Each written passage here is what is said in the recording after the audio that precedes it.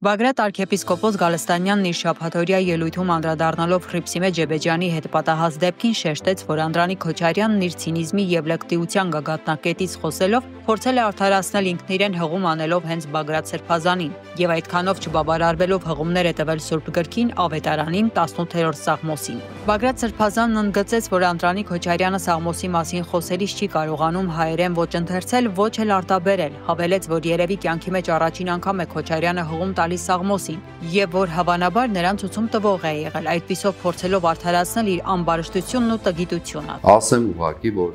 երաժամ բառ գոյություն չունի հայերեն։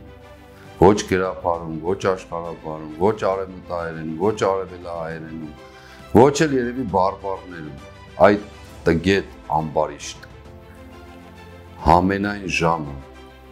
հարաժամը, բայց ոչ երաժամ։ Այդ դիմացիդ նստածն էլ նույն կերպով, նույն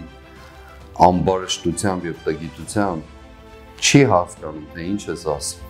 Այս միջադեպը տգիտության եւ ամբարշտության բացառիկ ներկայացում որակելով Սրբազան պայքարի առաջնորդը օրինակ բերեց Սուրբ գրքից, ասելով, որ անօրեններն ու ամբարիշտները կկորչեն եւ շատ շուտով կկորչեն։ Նրանց փոշին ու հետքն անգամ չի մնա։ Թեպետ հետևանքներ մենք կրելու ենք դեռ երկար ժամանակ, այդուհանդերձ այդ հետևանքների լուծումները մեր ձեռքին են լինելու եւ մենք ենք լուծելու բոլոր խնդիրները, վերականգնելու մեր տունը, պատիվն ու արժանապատվությունը, ասաց Բագրատ Սրբազանը։